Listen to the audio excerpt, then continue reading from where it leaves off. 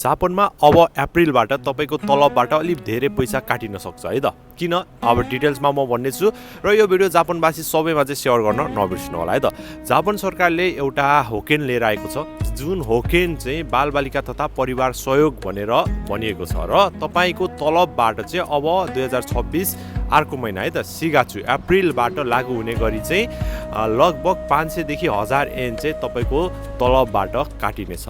र यो कसको लागि हो भनेर भन्नुहुन्छ भने सबैजना जो चाहिँ हेल्थ इन्सुरेन्समा छिर्नु भएको छ र तपाईँ सिङ्गल हुनुहुन्छ, तपाईँको घरमा बच्चा बच्ची छैन भने पनि तपाईँको तलबबाट चाहिँ काटिनेछ अबको सिगाचुबाट। र यो सिगाचुबाट लागू भएपछि तपाईँको चाहिँ गोगाचुको तलबबाट चाहिँ काटिनेछ है त।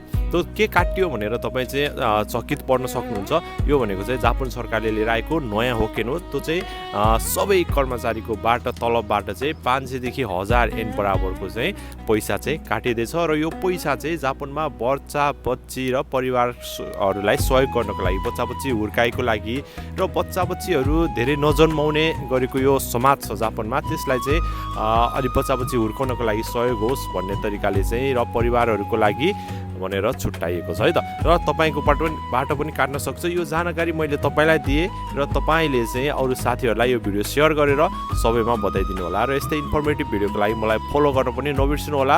र फेसबुकमा जङ इन्फो जापानमा तपाईँले यो पोस्ट देख्न सक्नुहुन्छ, त्यहाँ गएर पनि फलो गरेर पढ्न सक्नुहुन्छ है त। र अब चाहिँ अचम्मित नहुनु होला, अर्को महिनाबाट तपाईँको तलबबाट पैसा अझ काटिनेछ। Thank you so much. बुझ्नु भएन कमेन्ट गर्नु होला। जापानमा अब अप्रिलबाट तपाईँको तलबबाट अलिक धेरै पैसा काटिन सक्छ है त। किन अब डिटेल्समा म भन्नेछु र यो भिडियो जापानवासी सबैमा चाहिँ सेयर गर्न नबिर्सनु होला है त।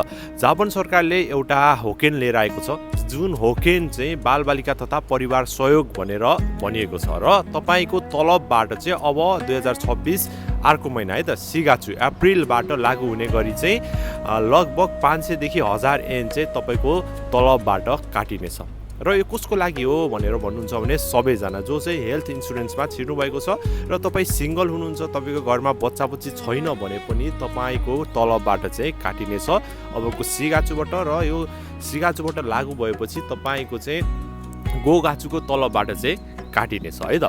त्यो के काटियो भनेर तपाईँ चाहिँ चकित पर्न सक्नुहुन्छ। यो भनेको चाहिँ जापान सरकारले लिएर आएको नयाँ होकेन हो। त्यो चाहिँ सबै कर्मचारीको तलबबाट चाहिँ 500 देखि 1000 एन बराबरको चाहिँ पैसा चाहिँ काटिँदैछ र यो पैसा चाहिँ जापानमा बच्चा बच्ची र परिवारहरूलाई सहयोग गर्नको लागि, बच्चा बच्ची हुर्काएको लागि र बच्चा बच्चीहरू धेरै नजन्माउने गरेको यो समाज छ जापानमा, त्यसलाई चाहिँ अलि बच्चा बच्ची हुर्काउनको लागि सहयोग हो